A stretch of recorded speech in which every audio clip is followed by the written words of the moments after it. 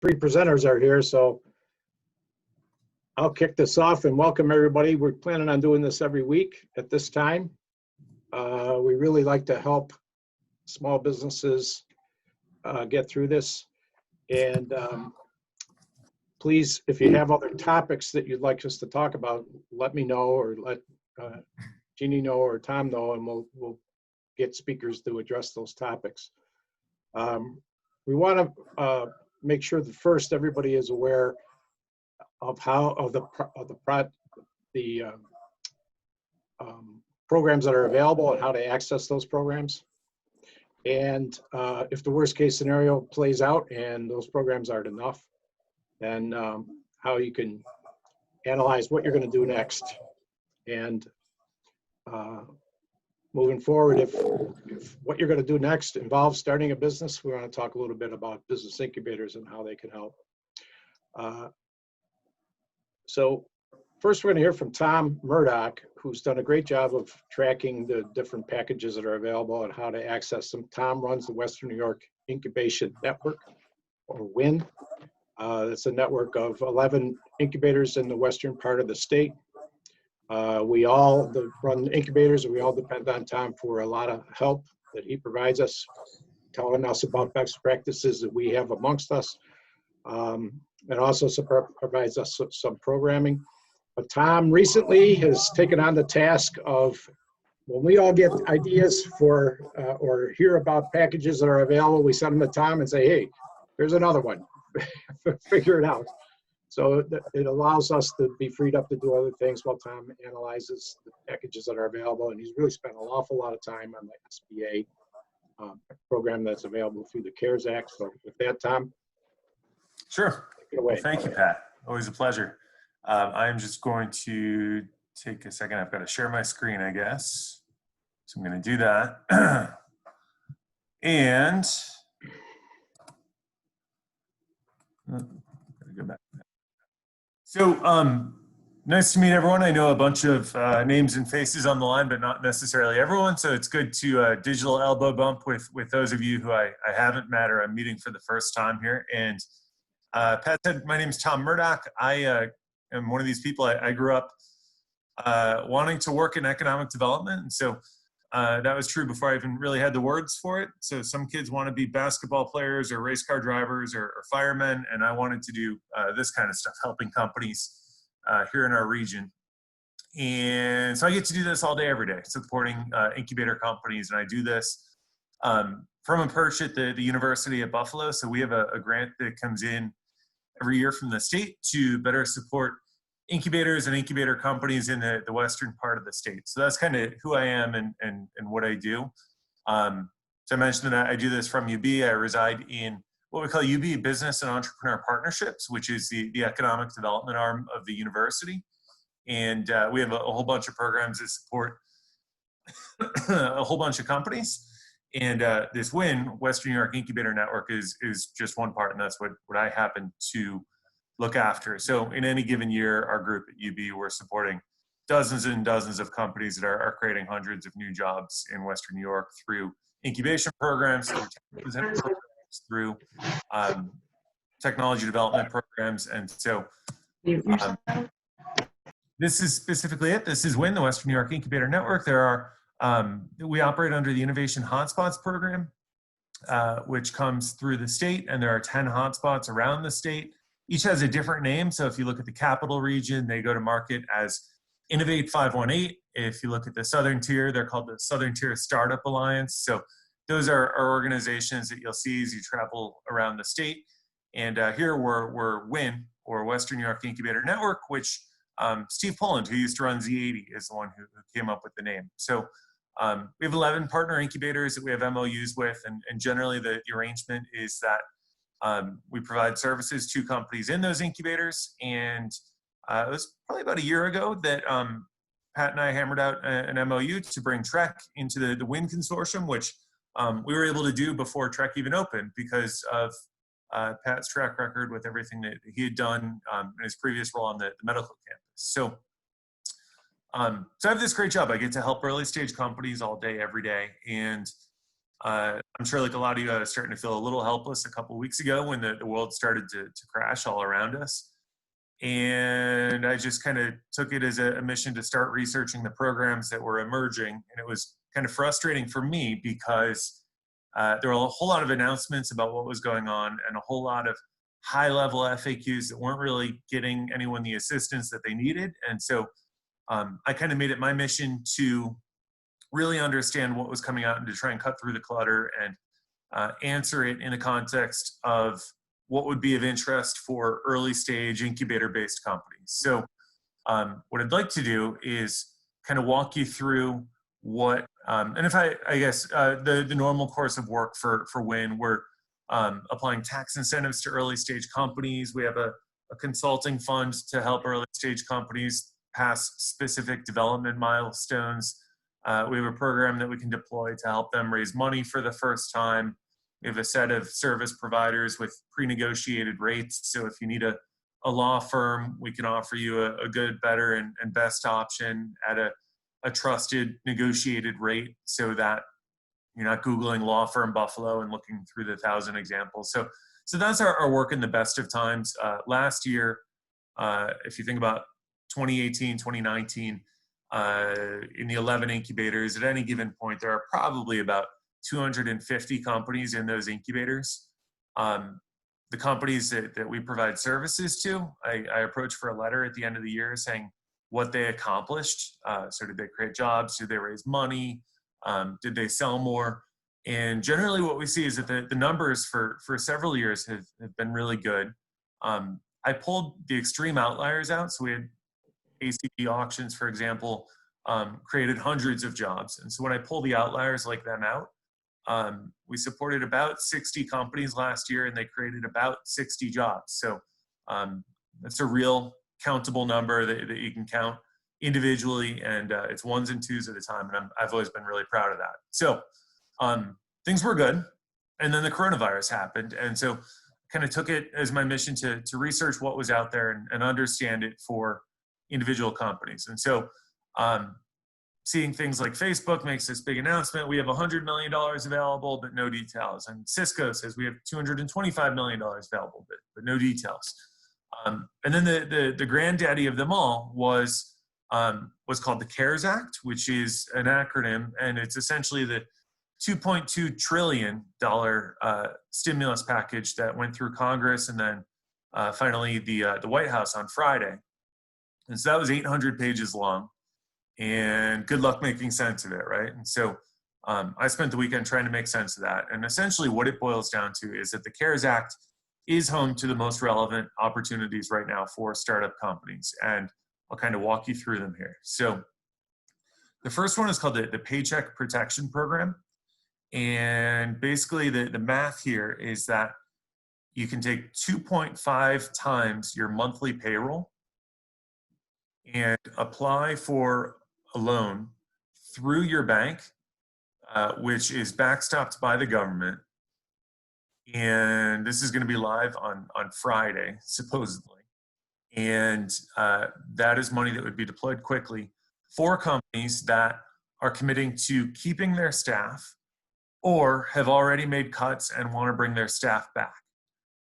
So that 2.5 times your monthly payroll is completely forgivable. So we use the term loan when we're talking about this, but really what it is a grant, assuming that you're able to maintain or restore your staffing levels.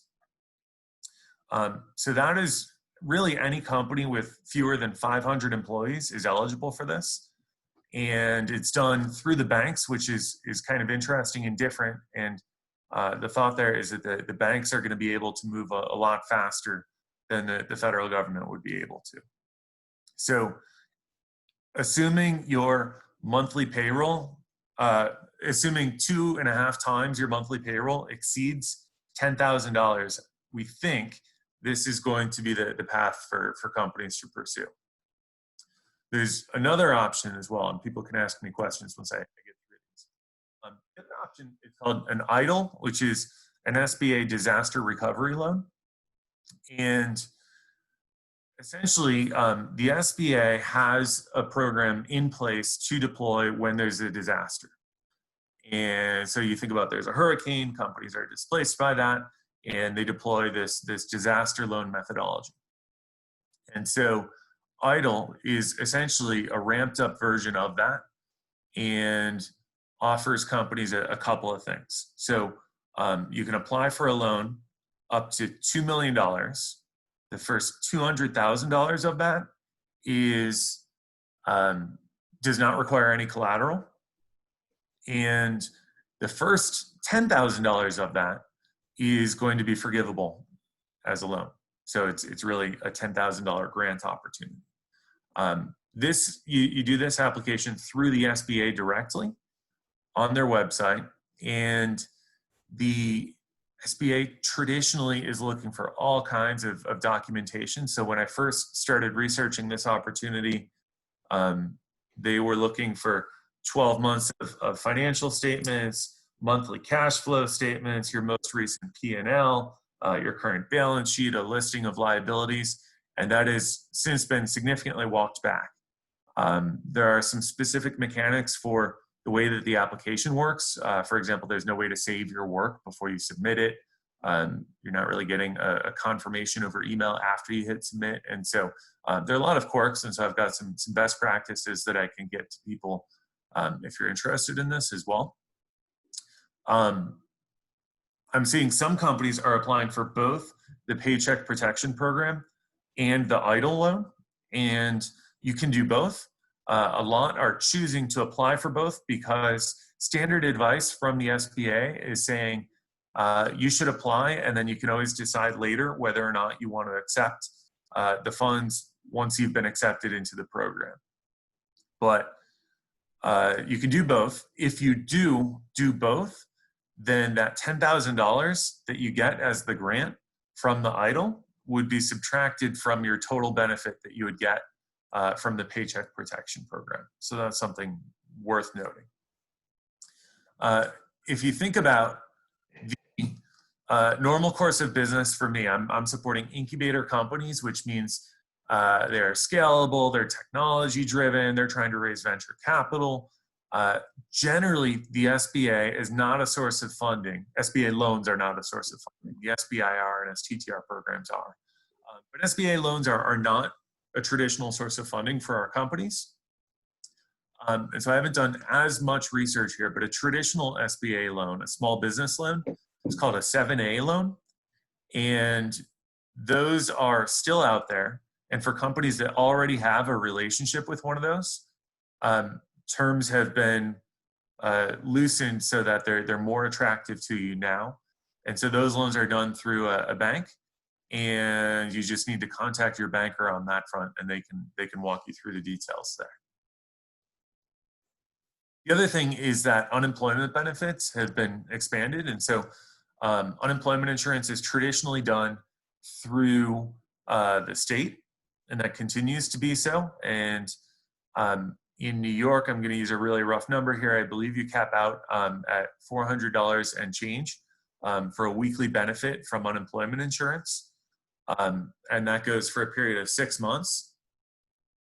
What has also happened through the CARES Act is that the federal government is adding $600 a week on top of that. So when you do that math, there are actually some employees out there who may be getting more through unemployment benefits for this temporary period than they would while they're employed through their regular job.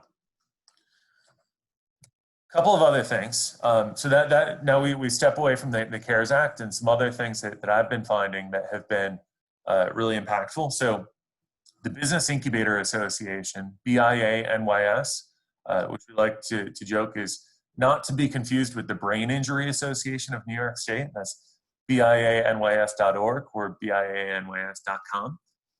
They're running a program called Innovate to Ventilate, which is recognizing that there are a lot of companies out there with innovative approaches to the current crisis, whether it's gowns, masks, ventilators, you name it, that are halfway there or a third of the way there or 3/4 of the way there and need some help to get that, essentially that last mile of innovation and commercialization figured out.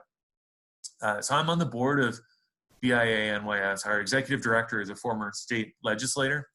And so he has a form on the website that you can look for if you go to bianys.com and complete a form that says what you're looking to accomplish.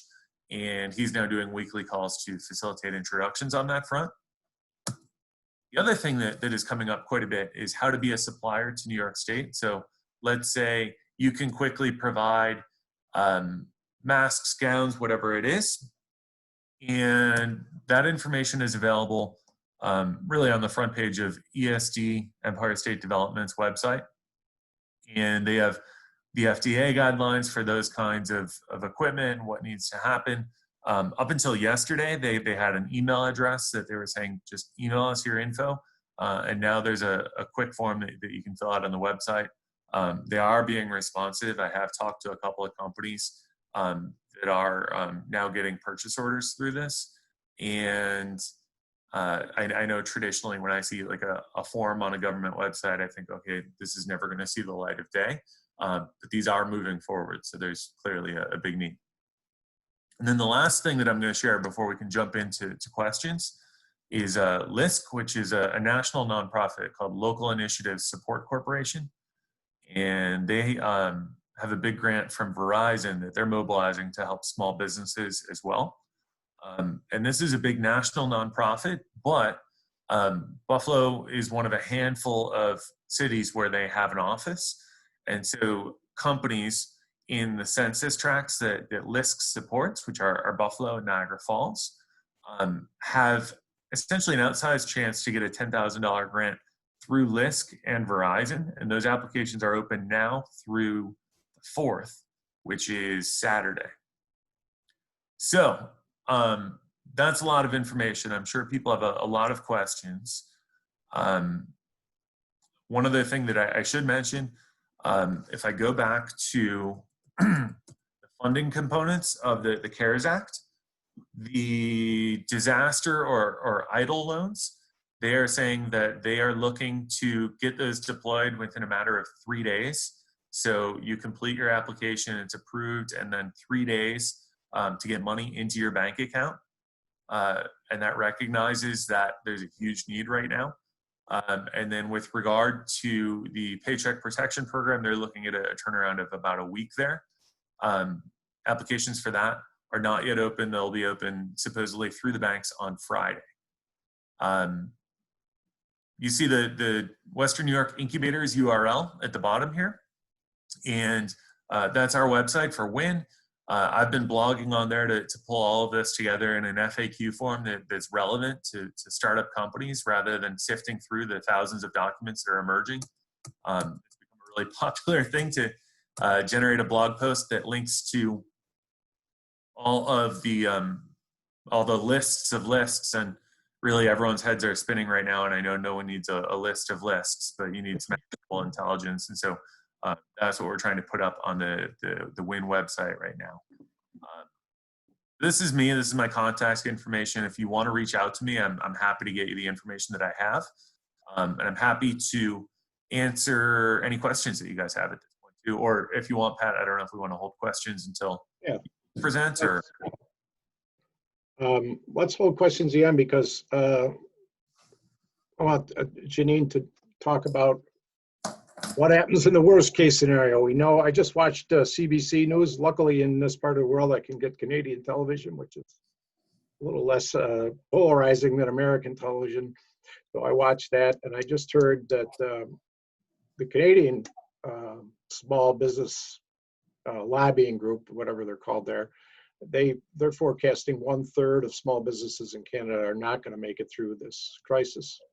And I don't think Canada is suffering anywhere near as much as we are in the United States. So who knows? We don't know how long this is going to last. But if the worst case scenario does develop and your business doesn't make it, or the business you work for doesn't make it, what do you do next? And I think there's a lot of options, and Jannine's really spent a long time in her career helping people figure out what's next. And I'd like her to talk through some of the options that you should be thinking about in the worst case scenario. Jeannine? Okay, thanks. Thanks a lot, Pat. Hi, everybody. I'm Janine Miller, And I have an HR and organizational development consulting business. I've been doing this for, I guess we're going on 12 years or so. I previously was in HR at Niagara University. But I will say that the focus on the businesses that are struggling first with the HR compliance things has been occupying me quite a bit, trying to set up their structure accordingly, giving them tips on telecommuting, all sorts of things that they were just thrown into and had basically no idea how to prepare for. So that's one thing that's been keeping me busy. And then, of course, the individuals who are feeling lost and frustrated, worried, not quite sure what they're going to do next, and not knowing where to turn, actually. So that brings into really the coaching that I do. I do career coaching, leadership development coaching. At this point with these struggles, I am offering an hour of free coaching time because I'd like people to just feel very comfortable to just give me a call and just try to work through what they're stressed about right now. I could give them a lot of different directions, and we could talk through maybe where they need to go next. I've done a lot of outplacement coaching and counseling as well. I'm called upon from different organizations that focus on that. And I do come in and talk to people who are really grieving that loss of a job. It's a very stressful time. It affects us in a lot of ways. So I feel like right now that's about what I can offer for people. Obviously, that's normally a service I offer, but the discount would be 100% for this month.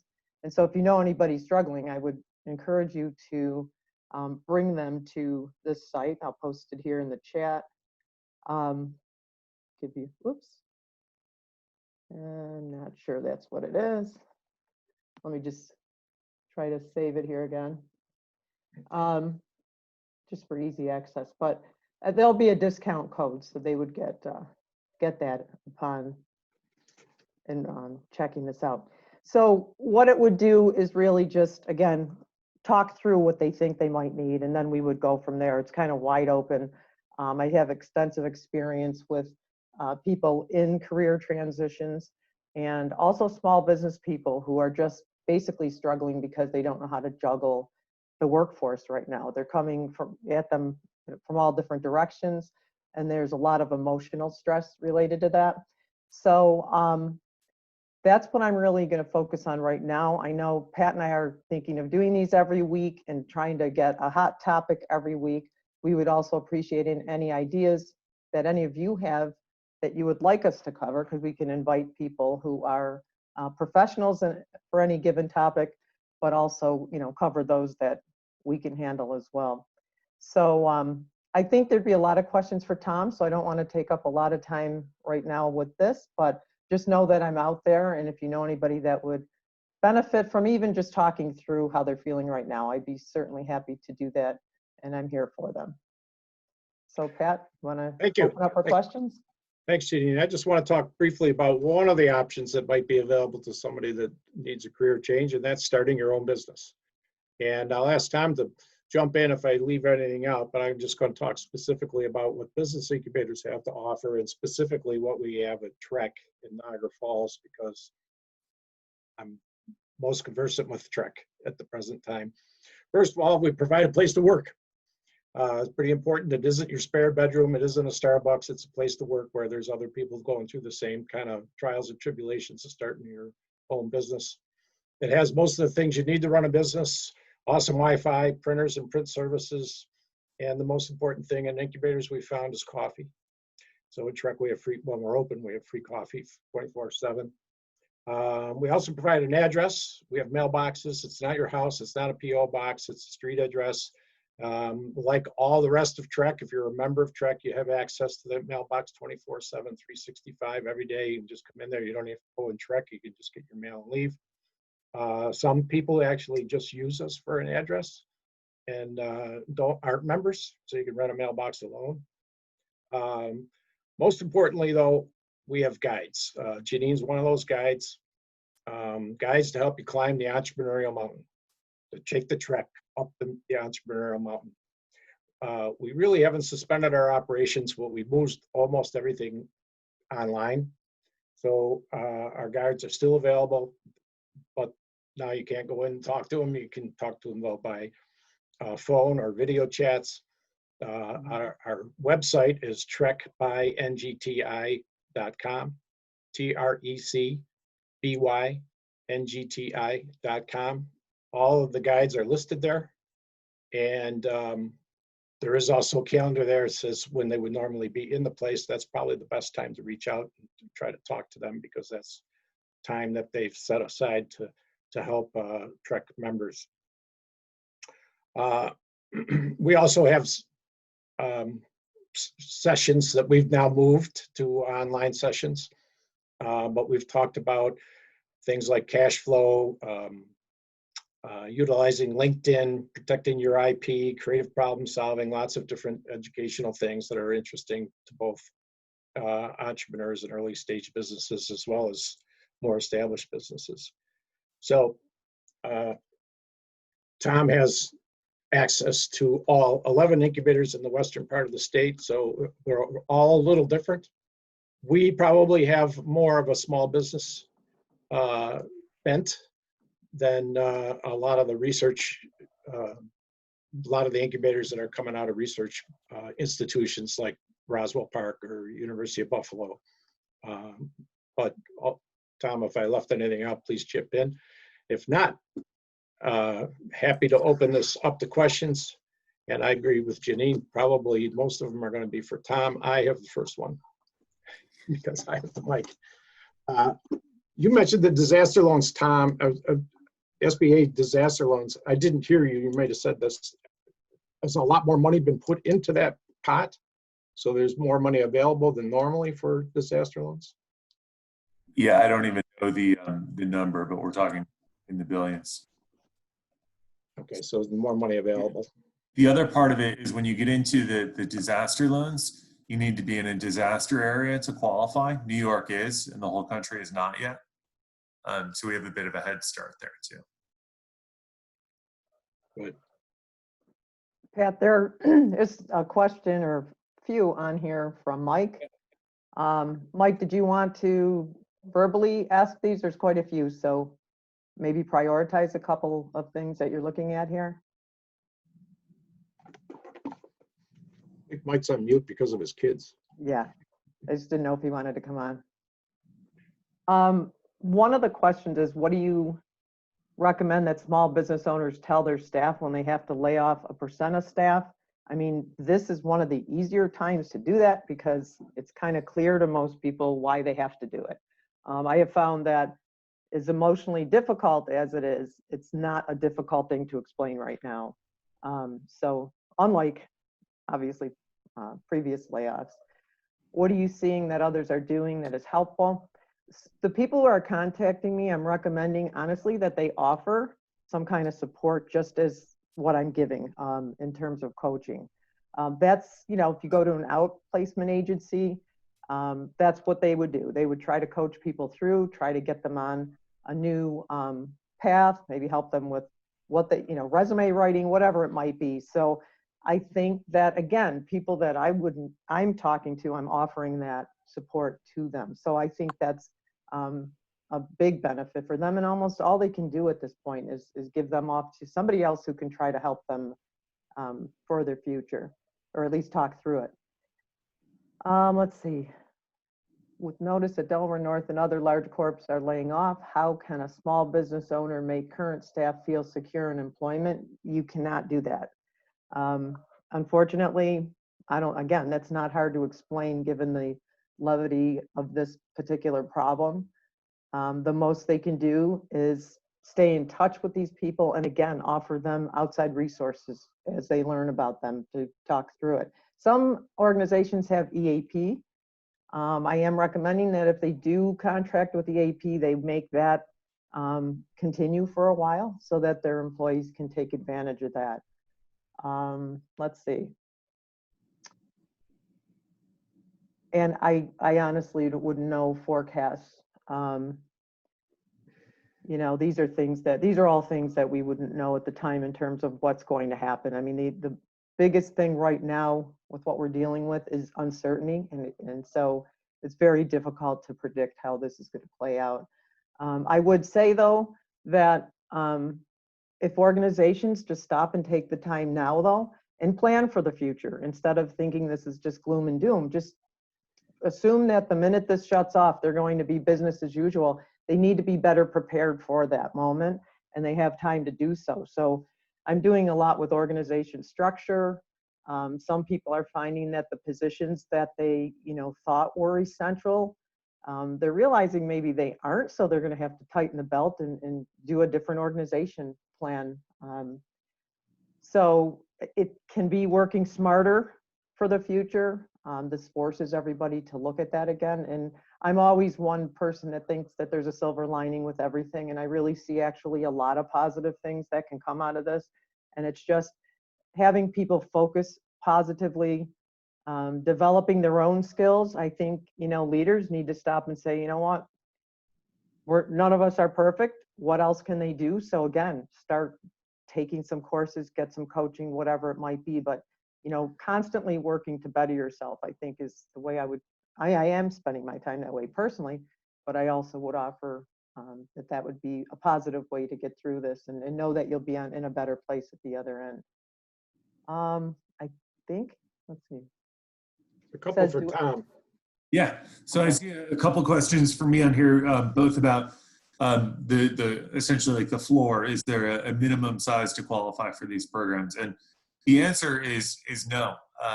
The legislation has been written. And this is the other part of it, is these are extraordinary times, and no one needs me to tell them that. But I'm somehow forgetting that sometimes when I'm sitting here at my dining room table and I'm warm and comfortable. But what we're dealing with right now is without precedent. So sometimes these programs seem too good to be true. And that's just kind of a reminder of how extreme the current situation is, I guess. In normal circumstances, there would be all kinds of call outs for you can't be self-employed and do these things, or you can't be a contractor and do these things. And what I'm seeing is everything is being written to be very inclusive right now. And they're specifically saying sole props, yup. Small business, yup. These are being run through the SBA. SBA's definition of a small business is anything smaller than 500 people, which is obviously a pretty big business when you think about it. The other part of this is that there's a question about seasonality, and I don't have a good answer on seasonality, but that's something that we can figure out.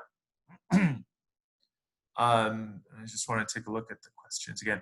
Are the requirements for the disaster relief loan and the payroll grant laid out and explained in full on the SBA website? The answer is yes. And if Joe, if you want to send me an email, or if anyone else does here, or I can show you the URL right now where I'm trying to synthesize. Let me share my screen. Tom, Yes. I think the one requirement will be that you've had to pay taxes, right? Because they're going to base there's a lot of people that are 1099 employees, or people that work under the table. Obviously, the people that work under the table aren't going to be able to be counted. But 1099 employees, I think, can be counted. Is that right? I don't have a good answer on the 1099 specific question. We can look into that. I would think a 1099 in a lot of cases is going to have their own legal entity set up to their, they would do it on their own and not through the company paying them. Okay. That's maybe what I read, that they could apply separately through their own. Right. So if anyone wants to see, I mean, you can go to the SBA website and get full information there. But if you want to come to WNYincubators.com, there's a link on the right. This is the FAQ that I've been trying to synthesize, and this is about links when relevant to the official documents as well. So for example, a link from the Treasury. This abbreviated URL is from the Senate Committee on Small Business, and then others from the SBA. So trying to cut down on the legwork for you guys, but if looking at the SBA site would make you a little more comfortable, you should feel comfortable doing that.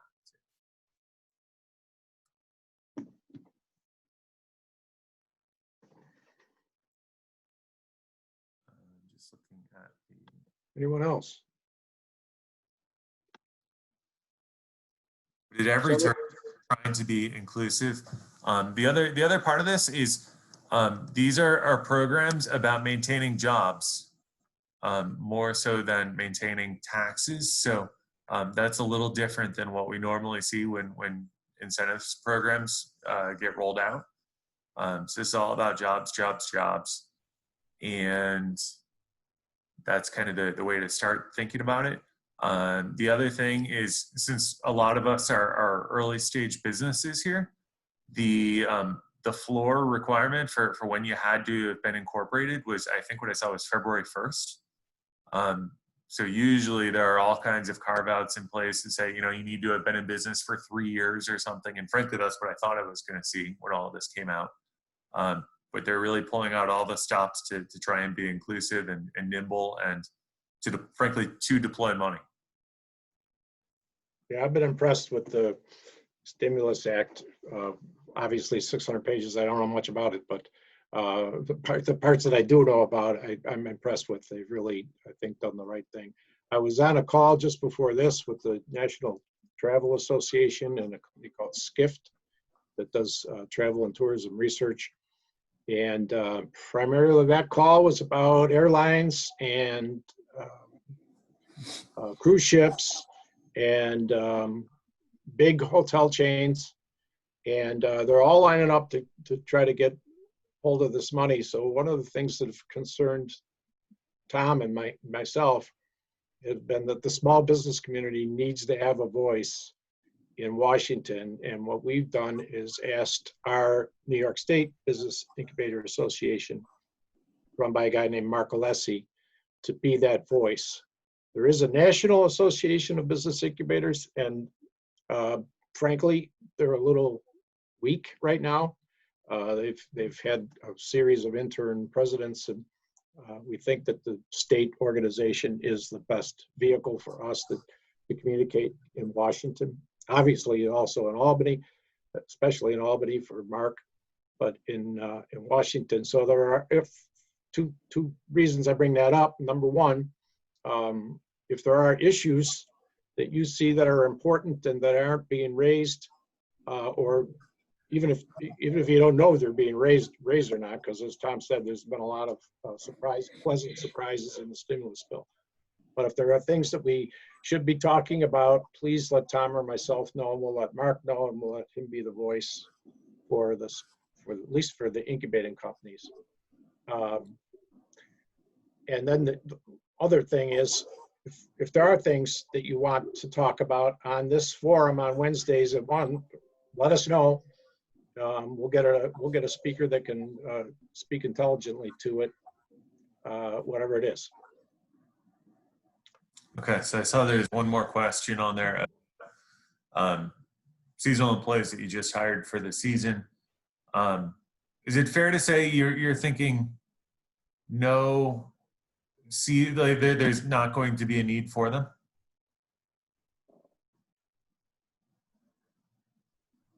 There may be, yeah. It's tough. We don't know, right? I had the same question, actually. I'm not sure the context of the question, the type of organization or business.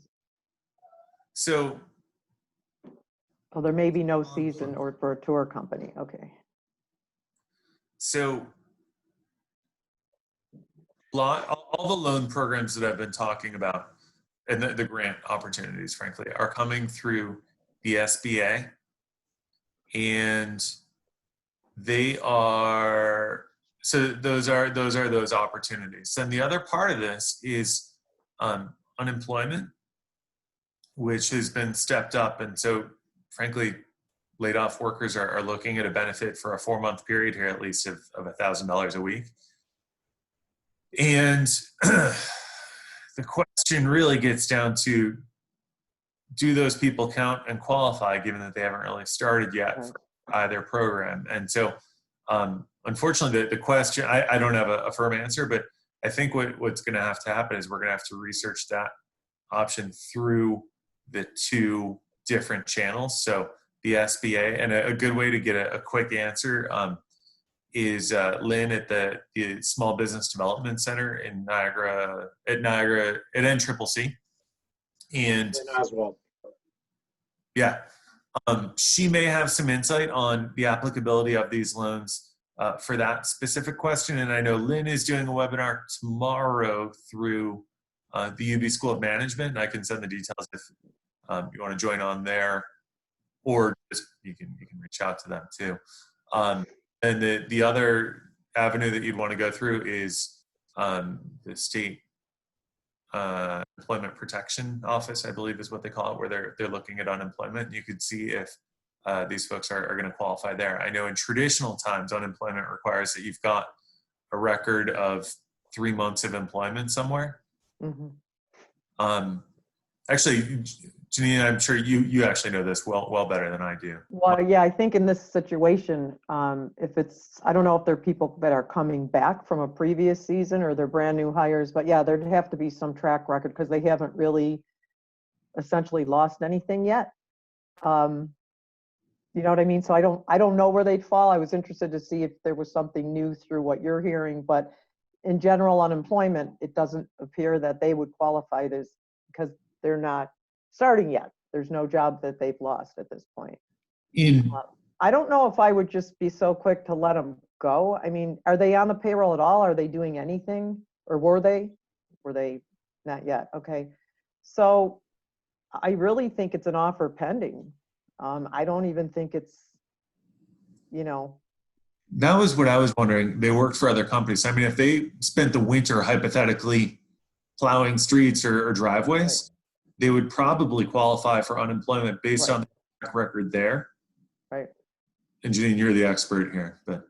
Yeah, no, that would be it. I mean, you'd have to see, it's going to be case by case basis for these people, really. I mean, they have to, you know, show a loss of something.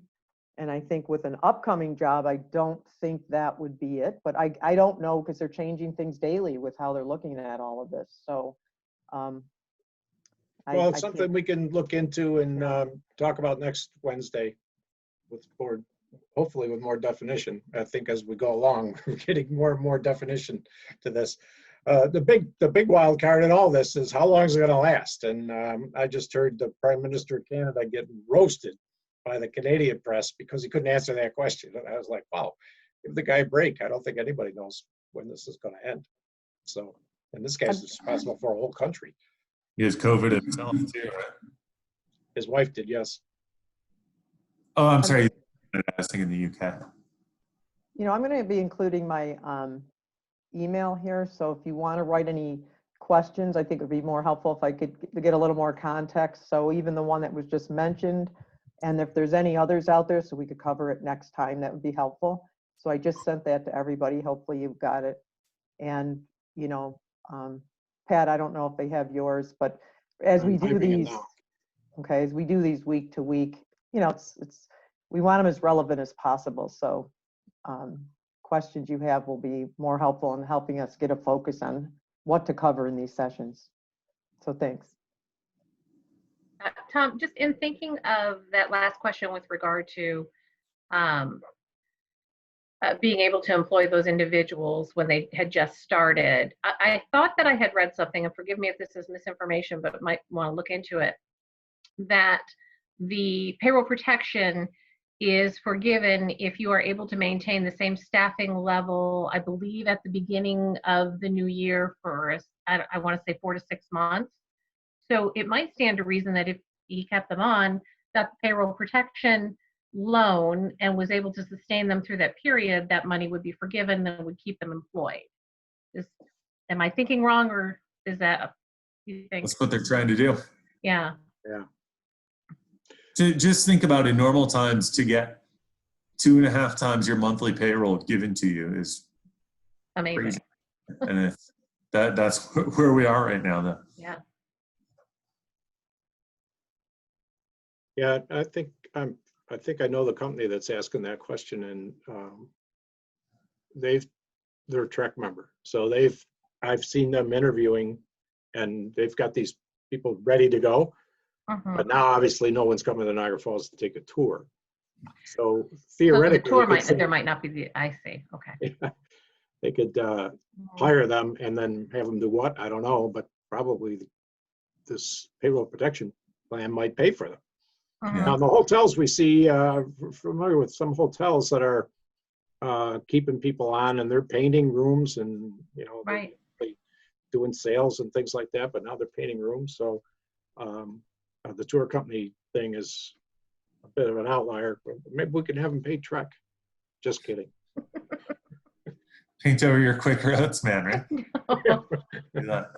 Keep in mind, though, I mean, these programs are written to span everything from 1 employee to 500 employees. And so if you have a really small staff and your monthly payroll times 2.5 is still less than $10,000, it might not make sense. And maybe you just want to pursue the EIDL application. Or the list. Go ahead. What if you can't utilize all the employees that you had on before the coronavirus? Like, business has slowed down for me. I own a restaurant, and we don't get that walk-in traffic anymore. It's all takeout and delivery. So for the payroll protection, do I have to have all the staff that I had on before this? Do I have to have them come in, or how's that working? You can take a loan up to 2.5 times your monthly payroll, and that's forgivable if you have laid people off and you bring them all back, or if you don't lay them off. But let's say you cut to 85% of your capacity, then only 15% of the loan that you take would be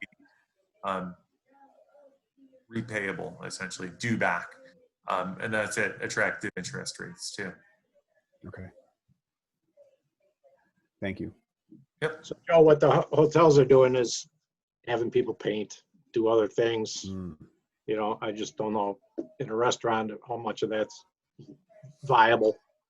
It would get pretty silly after a while, I think. You'd say, I'm just going to keep these people here. I have nothing to do, but at least I get the money from the government. Okay. But you could also pursue that EIDL loan for $10,000. Yeah. And let your people collect unemployment. Yeah.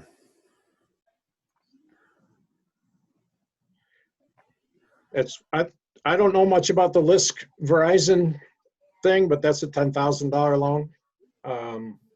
That's worth looking into, I think, because LISC is very anxious to start helping Niagara Falls. Census tracts in Niagara Falls are distressed. They've operated in Buffalo for 30 years, and they're taking a look around now and saying, well, there's places outside of Buffalo that are distressed where we should be deploying capital, and Niagara Falls is one of them. So, Was that a loan or a grant? I'm not sure. I think it's a forgivable loan. Yeah.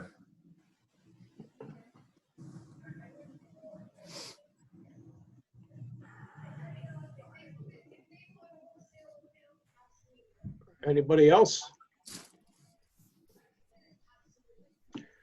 Well, again, our emails are on the chat. If you've got topics you want us to talk about and get a speaker in to talk about, we'll be on next Wednesday. We'll research some of the questions we were not specific about, and hopefully see you all back next Wednesday. And please tell other small business people. Do we have one more question? Yeah, I see that you're recording this thing. How is it available recording? The meeting. We don't know. we just Well, thought we'd usually it's record it just saved. in case. I could help you answer that, Pat. On your Zoom account, you will see the recording, and if you choose, you can share a link to the recording, Pat.